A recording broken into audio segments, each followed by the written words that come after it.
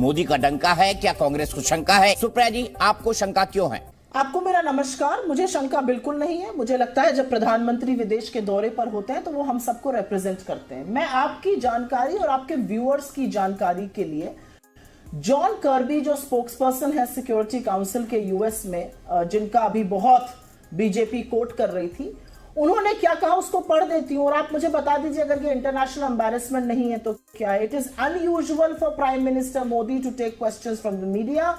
वहां का व्यक्ति ब्रीफिंग में यह बोल रहा है कि प्रधानमंत्री मोदी के लिए अनप्रेसिडेंटेड है, अनयूजुअल है, ये करते नहीं है वो। उन्होंने अपने 9 साल के कार्यकाल में एक भी प्रेस कॉन्फ्रेंस नहीं करी है, एक में बैठे थे लेकिन एक भी सवाल नहीं लिया। ये वहां का जो स्पोक्सपर्सन है वो बोल रहा है। देखिए ऐसा है दीपक जी, हमें ना प्रधानमंत्री के दौरे से आपत्ति है, वो हीरा जवाहरात जाके कुछ दे उससे आपत्ति नहीं है। मुझे आपत्ति इस बात की है कि मेरे देश का प्रधानमंत्री 54 दिन बाद मणिपुर जल रहा है, 120 से ज्यादा लोगों की हत्या हो चुकी है, ठीक है, और हजारों लोग विस्थापित हो चुके हैं। एक मिनट, स्कूल, चर्च, कॉलेजेस जलाए जा रहे हैं, इस पर एक शब्द नहीं बोलते। सुप्रिया जी, मैं आपको बिल्कुल रोकना नहीं चाहता, मैं आपको पूरा मौका दूंगा, लेकिन इस वक्त मेरे साथ केंद्रीय मंत्री स्मृति ईरानी जी जुड़ रही हैं। स्मृति जी, सबसे पहले जानना चाहता हूं, प्रधानमंत्री का एक विशिष्ट तोहफा, आज उसी की चर्चा हो रही है पूरे देश में कि प्रधानमंत्री ने क्या खूबसूरत तोहफा जो बाइडेन को दिया है।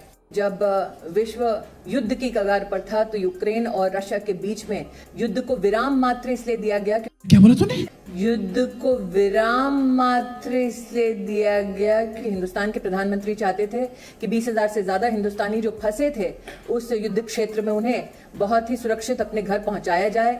लेकिन हिंदुस्तान के उस एक निवेदन पर न सिर्फ हिंदुस्तानियों की मदद हुई बल्कि बाकी राष्ट्रों के नागरिक भी बड़ी सुरक्षित ढंग से अपने अपने देश लौटे।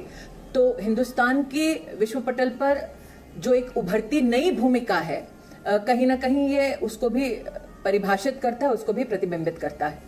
एक बड़ी बात, इंडो पैसिफिक के लिए एक नया इकोनॉमिक मॉडल और एक नया इकोनॉमिक एनवायरनमेंट बनाने की बात हो रही है, ये क्या है? और क्या ये स्पष्ट शब्दों में चीन के लिए कड़ा संदेश नहीं है कि हाँ, भारत एक ऐसा पार्टनर हो सकता है जो चीन से जो भरोसा हटा है, उसके बाद हम सप्लाई चेन को जो चीन प्रोवाइड करता था पूरी वर्ल्ड में, उसको रिप्लेस करने की स्थिति में होंगे? ये कहना कि हिंदुस्तान न सिर्फ आर्थिक दृष्टि से केंद्र बिंदु बनता जा रहा है, न सिर्फ विरासत की दृष्टि से केंद्र बिंदु बनता जा रहा है, लेकिन स्ट्रेटेजिकली भी हिंदुस्तान जिस प्रकार से उन राष्ट्रों की आवाज उठाता है जो इकोनॉमिकली एडवांस नेशन नहीं है, चाहे वो अफ्रीकन नेशंस हो, चाहे वो आइलैंड नेशंस हो, इसकी वजह से मुझे लगता है हिंदुस्तान के प्रति सद्भाव बढ़ा है। 25,000 करोड़ की हमारी संभावित एक डील हो सकती है जिसमें हमको प्रिटेंडर ड्रोन मिलेंगे, कई सारे टेक्नोलॉजी ट्रांसफर होंगे, साथ ही साथ इसको लेकर एक नैरेटिव भी चलाया जा रहा है कि भाई हम तो उनका सामान खरीदने जा रहे हैं, इसलिए प्रधानमंत्री का इतना ग्रैंड वेलकम हो रहा है। ये एक पर्सपेक्टिव सोशल मीडिया पर चलाया जा रहा है। इस आलोचना को आप किस दृष्टि से देखती हैं? आज ये कह देना कि मात्र यूएस के साथ हम लोग इसलिए अपने रिश्तों को और भी बुलंद कर रहे हैं क्योंकि हम एक मार्केट हैं, हमें ये स्वीकार करना होगा कि हम मेक इन इंडिया में कह रहे हैं प्रधानमंत्री, make in India but make for the world. मस्त जोक मारा। माफी चाहूंगा सुप्रिया जी, एक अर्जेंट इंटरव्यू आया था इसलिए मुझे आपको इंटरप्ट करना पड़ा, आप अपनी कंप्लीट बात कह सकती हैं। नहीं, मैंने आपका इंटरव्यू सुना और मैंने मंत्री जी की दलील भी सुनी। यही सारे मंत्री हर चैनल पर जा जाकर बोल रहे हैं, उन लोगों को काम सौंपा गया है, वो अलग बात है। लेकिन 2-4 चीजें जो इंटरव्यू में कही गई जिस पर आपने क्रॉस क्वेश्चन भी नहीं किया और आपने तार्किक रूप से उसको तथ्य भी नहीं पूछा। भाई, मोदी जी ने रूस और यूक्रेन का युद्ध रुकवा दिया, इसका खंडन तो विदेश मंत्रालय ने करा है। लेकिन स्मृति जी क्यों ये झूठ बोल रही है मुझे नहीं पता, लेकिन चलिए, अगर यही दलील है तो काहे नहीं एक फोन करके मणिपुर का गृह युद्ध शांत करा देते हैं? क्यों 130 भारतीयों को मर जाने दिया? क्यों 54 दिन से मणिपुर जल रहा है और प्रधानमंत्री के मुंह से एक शब्द नहीं निकलता है? क्यों हजारों लोग विस्थापित हैं और प्रधानमंत्री चले गए अमेरिका, जैसे कोई फर्क ही नहीं पड़ता है? एक फोन मणिपुर कर दे। एक और बात आपके शो पर कही गई, चाइना को बड़ा संदेश, चीन को तो बड़ा संदेश देने की जरूरत है, लेकिन संदेश हम कहां दे रहे हैं? जिस यूएन में कल सवेरे मोदी जी योगा कर रहे थे, उसी यूएन में 12 घंटे पहले चाइना ने साजिद मीर, जो 26/11 का कुख्यात अपराधी था, उसको ग्लोबल टेररिस्ट बोलने से ब्लॉक कर दिया हमें और अमेरिका को। क्या कर पाई मोदी सरकार? प्रोटेस्ट में चाइना का नाम तक नहीं लिया हमने यूएन में। यह कड़ा संदेश दे रहे हैं हम। अमेरिका से हम ट्रेड की बात कर रहे हैं, चाइना से हमारा ट्रेड डेफिसिट आज की तारीख में $100 बिलियन से ज्यादा है। लगातार 3 साल से चाइना हमारा सबसे बड़ा ट्रेडिंग पार्टनर बना हुआ है। इस तथ्य पे कोई चर्चा ही नहीं होती। 20 जाबाजों की शहादत हो गई, मोदी जी चुप्पी अपनी तोड़ते नहीं है, ट्रेड चाइना से बढ़ाए जा रहे हैं। एक और बात मैं पूछना चाहती हूं, आपको उनसे एक सवाल जरूर पूछना चाहिए था, आपने नहीं पूछा, और वो सवाल है कि बिल्कुल प्रधानमंत्री भारत के 140 करोड़ के, उनका पूरा सम्मान होना चाहिए क्योंकि वो हम सबका सम्मान है। लेकिन अगर 75 सेनेटर्स और मेंबर्स ऑफ यूएस कांग्रेस एक चिट्ठी लिखकर बोल रहे हैं कि यहां पे रिलीजियस इंटॉलरेंस है, यहां पर प्रेस फ्रीडम में दिक्कतें हैं, तो उसके बारे में जवाब तो सरकार को देना पड़ेगा ना। और मेरा तो सिर शर्म से इसलिए थोड़ा झुका क्योंकि वहां का एक अदना सा स्पोक्सपर्सन जाके कह रहा है दुनिया को कि मोदी जी ने कभी प्रेस कॉन्फ्रेंस नहीं करी है। आज वो 2 सवाल लेंगे पहले से चुने हुए।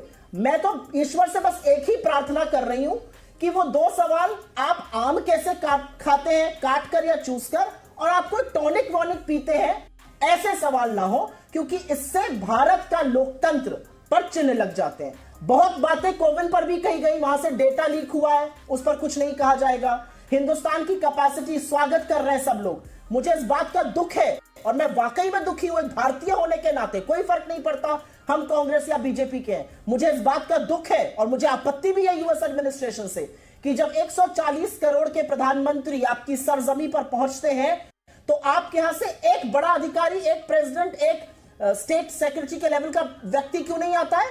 अभी शी जिनपिंग आए थे तो वहां उसको लेने विदेश मंत्री पहुंचे हुए थे, ब्लिंकन।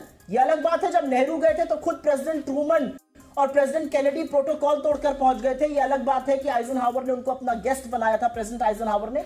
ये सब अलग बातें, लेकिन मुझे ऐसा लगता है कि यूएस ने जिस तरह से उनके आगमन पर कोई बड़ा अधिकारी नहीं भेजा और चीन के लिए भेजा था, मुझे इस पर आपत्ति है, दुख है इस बात का। हमारी सरकार को इस पर जरूर बोलना चाहिए। और मैं अंत में सिर्फ एक बात ये करूंगी, काउंटर टेररिज्म जो यूएन में चीन ने ब्लॉक किया, उस पर चर्चा जरूरी है, होनी चाहिए। और इसीलिए प्रधानमंत्री पुंछ में और रजौरी में जब 5-5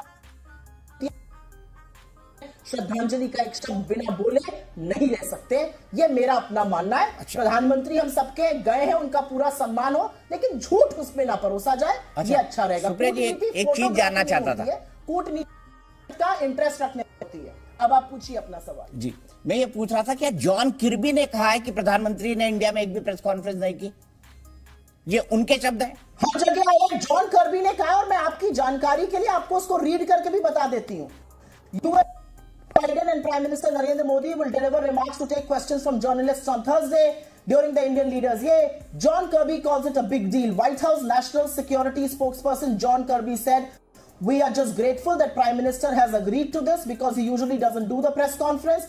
It is unusual for Prime Minister Modi to take questions from media beyond occasional interviews.